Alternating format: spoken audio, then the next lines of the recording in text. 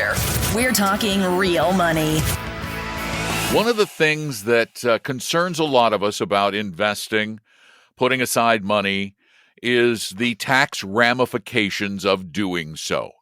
That is one of the reasons why people love putting money in IRAs to get a tax deduction, or in Roths to get not a deduction, but tax-free returns over the life of the account, or 401ks or 403bs or 457s, all these tax advantage things. That's why people like them. And we talk about it a lot here on Talking Real Money. But today on Talking Real Money, we want to consider the possibility that maybe you don't have to be as concerned about putting it in the right account, that you might be able to find benefits in a taxable account. I'm Don McDonald. Tom Cock is sitting across the way from me, the world's longest table, the world's longest studio desk. It literally is a 3,000-mile long desk. My mic is right here in Florida, and his is at the other end of the table in Bellevue, Washington. I'm in Celebration, Florida. Yeah. How you doing? I'm same as I was a few minutes ago when we recorded the last podcast. Okay. So you haven't cheered up since then? I was hoping, No, but okay. I haven't. I'm actually looking forward to my very late lunch coming up, coming to a theater near you soon. That sounds good. Yeah. This comes up from my favorite automotive writer, Christine Benz. What? Automotive writer? Mercedes-Benz, Christine's Benz. Okay, anyway. All right, letting that one go. It took me a while because it was so bad. Or your synapses don't close at the speed they used to. Could be one of the two. All right. No, I don't think that's it. She asks. By the way, that's a warm-up for retire meet, because I got a lot of zingers coming for that one. He's bringing the bad joke book. I am bringing the book. I'm going to throw the book at you. Christine Benz asks. And I'm burning the book when it hits me.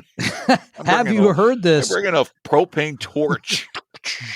Right there in the hall. That'll be fun. Max out your 401k. She says that advice is personal finance 101, right up there with get a budget, have an emergency fund. But then she says, a job. Yeah, that's always a good one too. Goes around my house. Is that universally solid guidance? Is it maxing out your 401k? Is that necessarily true? Now, she says, yes, tax-sheltered retirement plans offer the convenience of automatic investments, which I love. She's got a point though, because there are times when I look at 401k plans and 403b plans and I go, yeah, I like the tax break, but I hate the investments. Stole my thunder. Okay, let me finish. Oh, was that your thunder? That was the thunder. More bad jokes to follow. And tax breaks, she writes, pre-tax contributions and tax-deferred compounding for traditional 401ks, and tax-free compounding and withdrawals for Roth contributions. Now, of course, everyone, first of all, doesn't even have a 401k. It's still only like 60% of private employers have them. So, and a lot of smaller companies do not have that opportunity. Yeah. But let's talk about a few of the things if you are in a 401k, and then we'll let Don talk about all the reasons you may want to have an after-tax account. First of all, there's this aspect of many plans have matching. They match your contributions. Oh, right? I love free money. Love free money. You got to get love that. It. I don't care what age you are. I look at my match from Appella and I go, wow, that's free money. It's actually not, because you and I own part of the company, so it's actually coming out of our pocket, going back in our pocket. But that's okay. Now you've sorry, I didn't mean to blow it. Okay, but then the downsides. The compounding is great. The tax break is great. The automatic aspect of it is absolutely fantastic, because the money's gone from your pocket, from your site. But then, okay, here are the questions that she asked that you came up with right away. 401k plan quality. How bad is the plan? I just looked at one last week that had all actively managed funds, no indexes, and all high expense fund. There was so I finally had to tell the person, just use the target date fund. There's no way it should be in anything else. These are horrible funds. And that does happen, right? And there are a lot of those, and particularly in the 403b arena. Yeah, we've talked about that ad nauseum. Conversely, if you open a taxable account, you can buy any investment that you want. You can buy tax efficient ETFs. You can buy index. You can buy factor based. You can buy whatever you want. You can have it all right there in your portfolio in a way that is far generally better than what you get in a company sponsored plan, right? Right. I'm sorry, I forgot to agree. I knew that closed end question. Right. Other things to consider: the investor's tax bracket at the time of contributions. Today. Yeah, that's a good one. Yeah. That's very important. The tax bracket, and this is going to be a lot harder at the time of withdrawals, huh? Oh yeah. You're never going to know that one. That's a guessing game. That's just pure guessing. It literally is, because as you may know, many of the tax breaks in place today sunset at the end of 2025, right? They're going to go away. So I don't care what they tell you between now and then, until Congress acts, which they probably will not until December 31st, 2025. Nobody knows what the tax bracket, et cetera, will be, what will be left after the end of 2025. So, but let's talk about this whole situation a little bit, because I love the regular savings. I love the match, right? I love the compounding, either tax deferred or tax free. Those things are so important for most investors. We know the people that are successful at this. There's an aspect of automatic pilot. It goes in. I don't pay attention to it. It's being invested. I don't look at it often. I don't care. Market goes up and down. Generally, not everybody, but generally, those are huge advantage. But then she raises a very important point, Don, for people saving for retirement, and that is taxation at the time of withdrawal.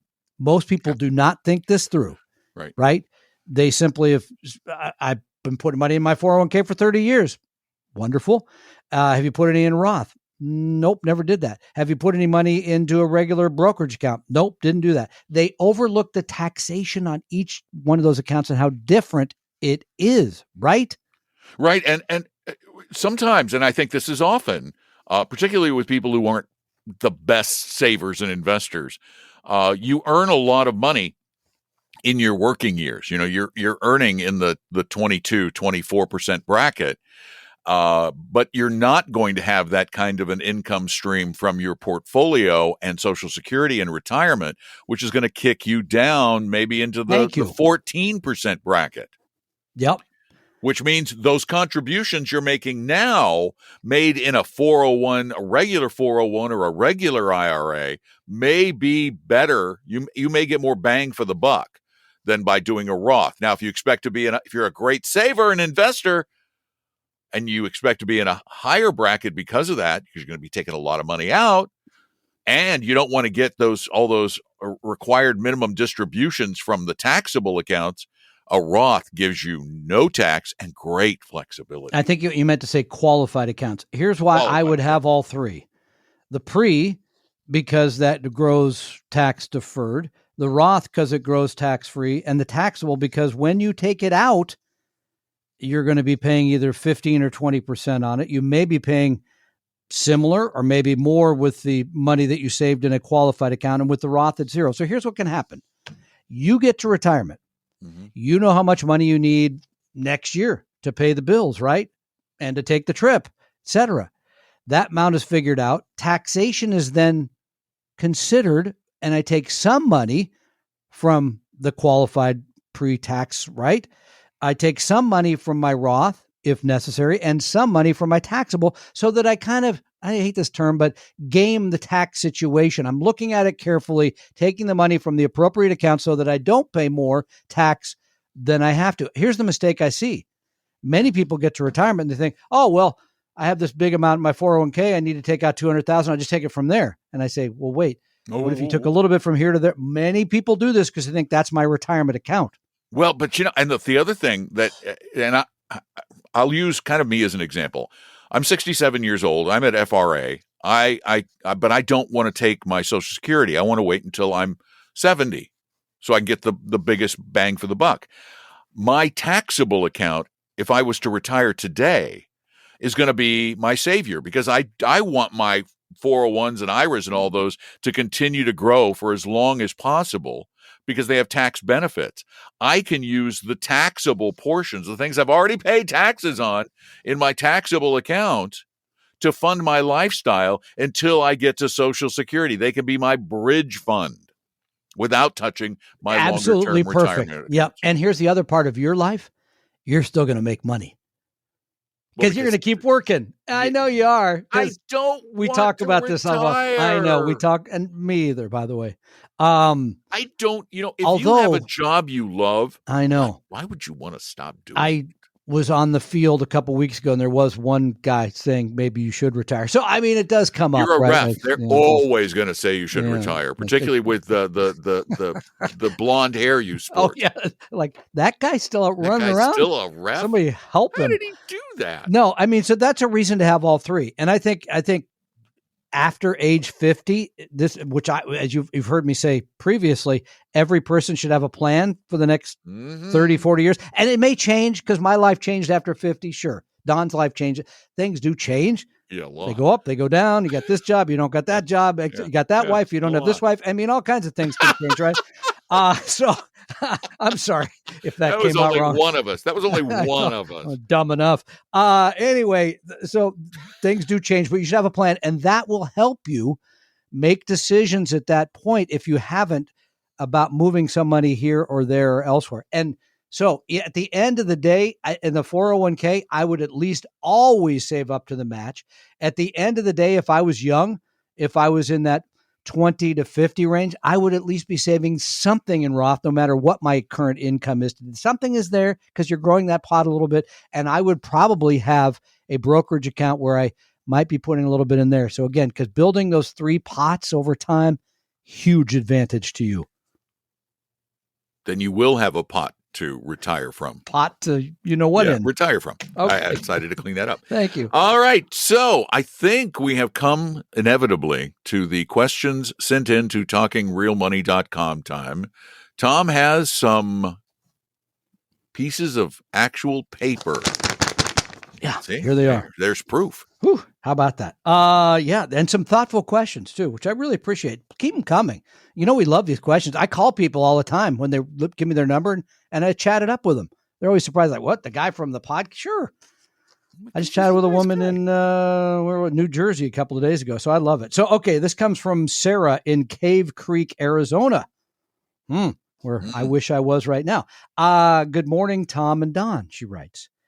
When Fidelity Zero index funds, 500 total small international, came out, you both seemed to think they were more of a gimmick than anything else, which they probably were a gimmick. But now, over 5 years later, what are your thoughts on them? The Fidelity Zero funds, which I think is poor branding, but that's just my take. I still find them a bit gimmicky. Okay, but these are index style funds that are free, right? You don't pay any expense ratio. They have no expenses. Yep. Fidelity is eating whatever costs are associated with it. But to keep those costs down, because there are trading costs. Yep. They do. They emulate the index. They're using a formula that allows them to buy fewer stocks in the portfolio that sort of kind of matches whatever index they're following. And I looked back at many of them and found that over some periods, they do a little better than the index. In other periods, they do a little worse than the index. Does this sound familiar in any way?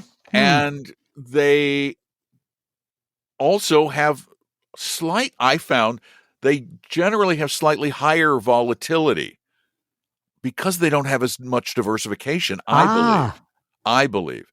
So what I don't understand really is why they exist.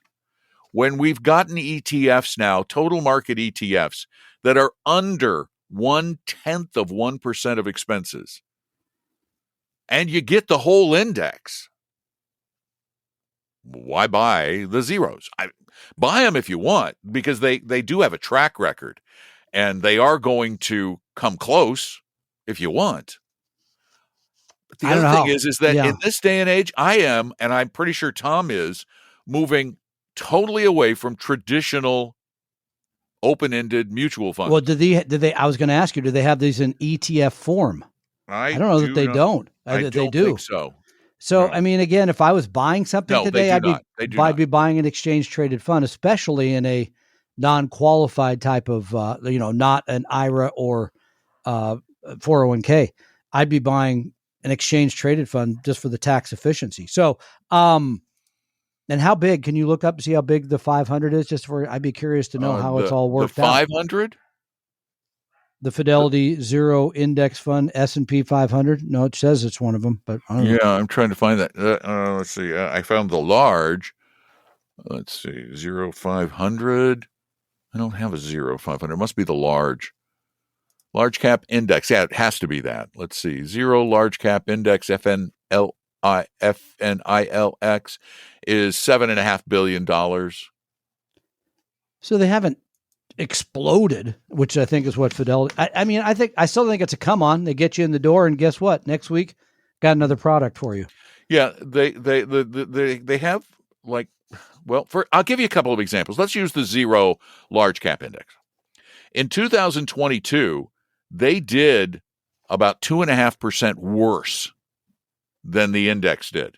Okay. But in 2023, they did about 4.5 points more than the index did, which reflects in their volatility number. They're more risky on the downside and have had posted greater rewards on the upside. And so that just, if I woke up tomorrow and said, which would I rather own? A true index fund with wider diversification and perhaps a little less volatility, I'd probably buy that. I would certainly buy an exchange-traded fund first before a mutual fund anyway. So there you go. Yeah, and I want to just hold on. I want to compare it to everyone. Compare it to VOO, which is the Vanguard 500 ETF. And I so wish Morningstar's website moved. Yeah, and I see some deviation in the style. Now, the one thing about the free fund for the 500 is that they have 500 stocks. They actually have the S&P 500, but for some reason it deviates both in performance and style from the S&P 500. And this is something we brought up as long ago as 5 years ago. We said, we don't really understand everything under the hood that's making this happen, and that's another thing that makes me nervous. Like, why would it do that? So, I don't know. Is it necessary? I don't think so. If you want to use it? Yeah, that's fine. And frankly, at less than 0.1% to buy an index fund. What is the fee on VOO? Let's see, EOO. 3/100ths of 1%. Is that zero? For all intents and purposes, if you're rounding, pretty close, yeah. If you're rounding to 1/10 of a decimal place, that's a zero. No, it's not much. All right, moving on. Great question, though, and thank you for raising it. And you can see from that discussion, we give straightforward answers to questions. We don't. We gave you the straight up, right? There's no subterfuge there. Sally from Renton writes, I'm not even going to ask what kind of subterfuge could we have applied. Well, we could have said we just hate Fidelity. We don't hate Fidelity. No. I like Fidelity. Yeah, okay. Sally from Renton, Washington writes, I'm married and filing jointly, covered by a retirement plan at my work according to my W-2. I will not be vested for another 4.5 years. That's one of the longer vesting periods I've ever heard of. That's vesting for the match. Yeah, but even that. Yeah, that's a long time. They don't want to give you the money if they don't have to. Slight lecture here to the employer. Let's make it harder for people to save for retirement. What the disincentive? Come on, make it easier. Well, they're trying to encourage. Oh, I know what they're trying to do, but God, I hate that. Question is, I didn't know this would strong statement. No, because I want people to save, be transparent. That's ridiculous. Can I make the max contribution of $6,500 to a traditional IRA, even though my MAGI is beyond the 136K limit? Sure. Yeah, you can do both. And by the way, I think you can do 7,000 into the traditional IRA for 2024. But yeah, that doesn't have any impact. That would only have an impact if you're married at somewhere around $200,000 for a Roth IRA, but you can make a traditional IRA contribution.